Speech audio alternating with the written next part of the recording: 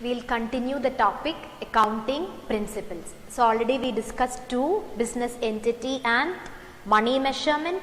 The third accounting principle is accounting period principle. So we'll see what is accounting period principle. That is the third subhead. Accounting period principle.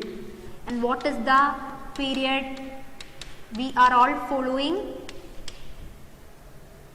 That is the financial year or financial period which starts from 1st April and ends on 31st of March. So accounting period principle states that the life of an enterprise will be broken into smaller periods of usually 1 year so that performance can be analyzed at regular intervals. We know that the life of an enterprise will be usually more than 1 year. It can last for 10 years, 20 years based on their performance. So if you go and prepare the financial statements at the end of 20 years, you can't run a business successfully like that. So usually every year the firm will prepare financial statements. They will check whether it is a profit or a loss. If it is a loss, they will take necessary decisions. They will change their policies so that they can make profit in the next year.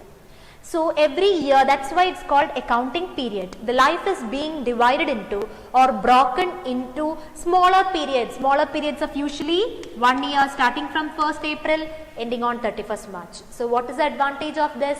Performance can be analyzed at regular intervals. Then here also there will be better understanding for the users. Then we can write the same points, like we can compare the financial results with the previous years. So all these we can do if you prepare financial statements at regular intervals. That means every year. So accounting period principle will be followed by the period will be followed this 1st April to 31st March, or if you want you can follow the calendar year also, that is Jan to December, that's also fine, but usually we will be following the financial year, that is 1st April to 31st March. So that is the meaning of accounting period principle. Then if the firm decides that it need to generate the financial statements only after a period of 5 years, that also can be done. Nobody is asking you to follow this particular method. I mean, strictly you are not asked to follow this, but normally they will be following, because we know that we want to earn profit when you run a business organization. So at the end of 1 year, at least by the end of 1 year, you need to check whether it is a profit or a loss. Otherwise, you can't run it successfully. So normally all business firms will be following this accounting period principle. Then the next is full disclosure principle. So all these points you can explain. The fourth one is full disclosure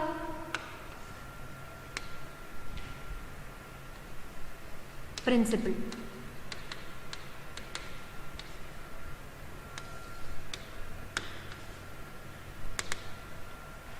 Okay, full disclosure, that means you have to disclose something, you have to reveal something. What we have to reveal?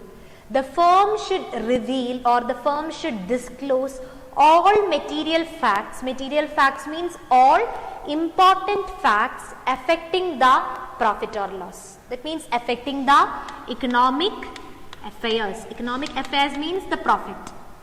Or sometimes if it is the loss, all important facts affecting the economic affairs must be properly or fully disclosed, so that users can get an idea of what is happening in the business. Suppose you have low turnover in a particular year. Low turnover means low sales. Turnover is the other name for sales. Low turnover means you will be earning only low profit.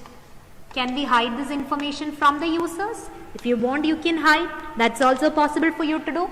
But as per this full disclosure principle, you should reveal all important facts. This is an important fact. It's very important because that is affecting the economic affairs, that is affecting the profit. So we should disclose this particular information in the financial statements. So the users can take better decisions based on this. They can find ways to increase their sales in the next year. So that will in effect it will be affecting the profit also. Now we have discussed one case where they did something against this principle that we discussed under the term window dressing. Do you remember that window dressing? That is manipulation of accounts so as to hide the vital facts and present a better situation or better position than what it is. And that was followed by Satyam Computers. I had explained their case before. Satyam Computers, what they did is manipulation of accounts by hiding the vital or material information. That's the important information. And this is what they did is against this particular principle, that is full disclosure principle. So almost all firms, not almost all firms should follow this full disclosure principle, otherwise it is against their ethics. Then next one is materiality principle, the fifth one.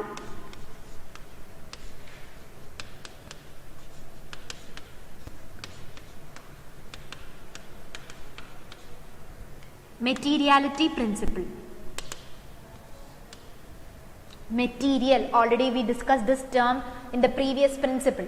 Materiality states that an item should be regarded as material. When can we consider an item as important or material, or how can we consider an item as material? So that depends on the nature of item, that depends on the amount of that particular item or transaction, and it also depends on the influence that transaction makes on the decision of users. So an item will be regarded as material. Material means important. The word meaning of material is important. An item will be regarded as material or important if it influences the decision of its users. And that depends on the nature of item and the amount of item. We will take an example. The firm spent rupees 2 lakhs for repairs on building. For repair work you spent 2 lakhs and your firm, suppose it is A Limited, you have a profit of, that year you have a profit of rupees, say for rupees 1 lakh or 50 or 2 lakh 50 also, it's fine. Okay, 1 lakh 50. That is one transaction. Then the next firm having a expense of rupees, we'll take the same expense, having an expense of rupees 2 lakhs. They also spent rupees 2 lakhs for repairs on their building. That's some other firm. They have a profit of rupees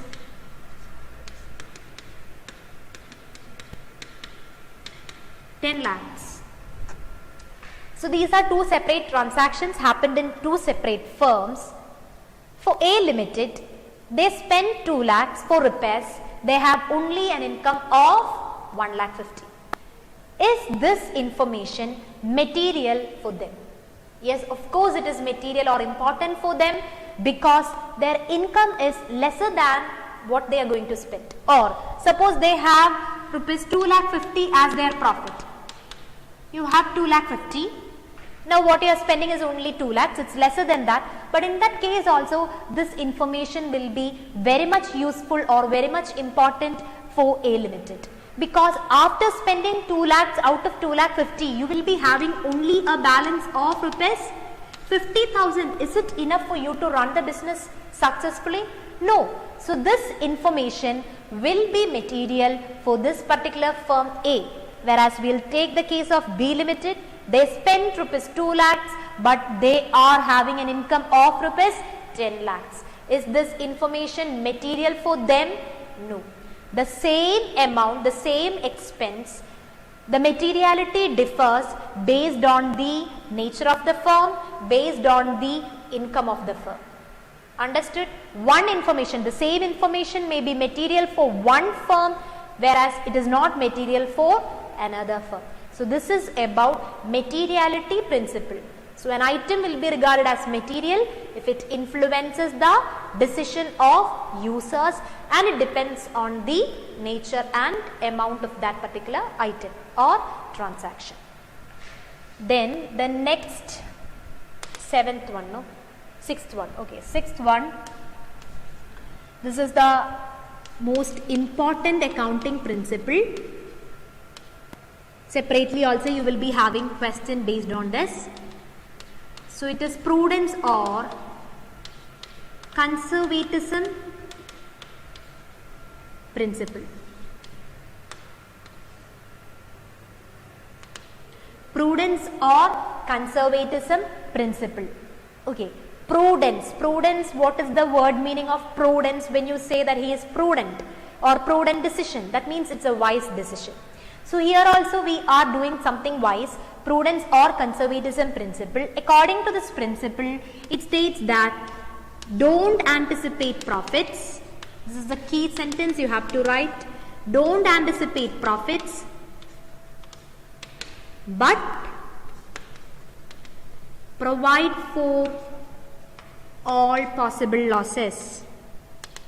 Don't anticipate profit, but provide for all possible losses.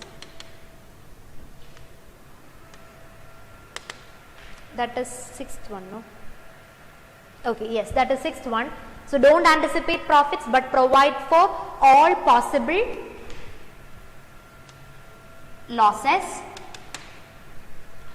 Meaning is, you have to always expect a loss in the near future, and you have to provide or you have to find measures in case if it is a loss. If it is a profit, there is no problem, you can just earn it, you can keep it aside. But if it is a loss, you must have ways to tackle this loss, to handle the loss. So well in advance you must provide or you must find ways for all these losses. So always expect a loss. That is the wise decision every firm has to do. Based on this, we are creating something called as provision for bad debts, and that also we discussed under limitations of accounting. Bad debts means debtors which are not recoverable. Irrecoverable debtors will be termed as bad debts. When you can't get the amount or recover the amount from debtors, that will become bad debts. So debtors will turn into bad if they don't make the payment, and it is a kind of loss. We are not getting, suppose they had to give us 20,000, now they are not giving us because they are not able to pay that 20, so that will be termed as bad debts for the firm. So it's a kind of loss for the firm. In order to meet this bad debts of 20,000, well in advance you must have provided something called as provision for bad debts, and it will be kept aside from the profit. I mean, it will be only an estimated amount kept aside, because we don't know what will be the bad debts in the future. Sometimes debtors will pay the amount 20,000, that means there is no bad debts. Sometimes they will pay half of 20, they will be able to pay only half, so they will pay it as 10,000, the balance 10,000 will become bad debts. So anything can happen in future, so we don't know what will be the amount of bad debts in future. So provision, when you keep, provision you are keeping well in advance, that time it will be only an estimated figure. Suppose you created 50,000 as provision in that year.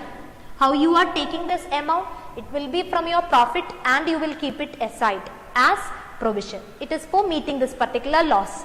So we are keeping provision for bad debts based on this prudence principle. We are expecting a loss always. Bad debts is a kind of loss. So we are expecting a loss always, and that is why you are keeping a provision. And now see this example. 20,000 is your bad debts. You have a provision of 50. Can you meet this loss? Of course you can meet. Even after meeting the loss, you have a balance of rupees 30,000. Now you met the loss. You met the loss of 20. Now you have a balance in your provision. balance provision is 30,000, 50 minus 20. Can we make use of this 30,000 for any other purpose? For paying your firm's liability, can you make off this 30? No. Though it is your amount, it is kept as provision for bad debts. It is a specific provision. You can make use of this amount only for meeting bad debts. So even if you have a balance in provision, you can't make use of this amount. So when you keep excess amount in provision, there is a chance for creation of secret reserve. This is the limitation of following this principle. It may lead to creation of secret reserve. Here we have a secret reserve of 30 and we can't make use of this 30 for any other purpose. Next time when bad debts occurs, you can make use of this. Otherwise, you can't make use of this 30 for any other purpose. So that is a limitation. It may lead to creation of secret reserve. And what will happen if you keep less than this? Suppose you kept only 15,000 but bad debts amounted to 20. That case is also difficult for you to handle, for the firm to handle, because you have a loss of 20 but you have only 15 in your provision. That means again 5,000 you will have to meet, or it will be kept as loss itself. You will have to find some other ways to meet that loss. So that case is also difficult to manage, and if you keep excess, this is the problem. It will lead to creation of secret reserve. And the valuation of stock is also done based on this prudence principle, that says stock is valued at LMC. LMC rule means least of market or cost price. Least of market or cost price. That is LMC. Cost price means price at which you purchase that asset. Market price means the current value in the market. So whichever is lesser, that will be the value you are taking for stock. This is only for stock. I didn't say this is how we value all assets. This is only the valuation of stock. LMC principle, least of market or cost price. And this stock valuation is done based on which principle? You will be getting 1 mark questions. Based on which principle? Prudence or conservatism principle. So that application also you must know. And the provision for bad debts also done on the basis of prudence or conservatism principle. So I hope you all understood all these accounting principles that we discussed. Again, we discussed only 6. We have altogether 11. So we'll continue that.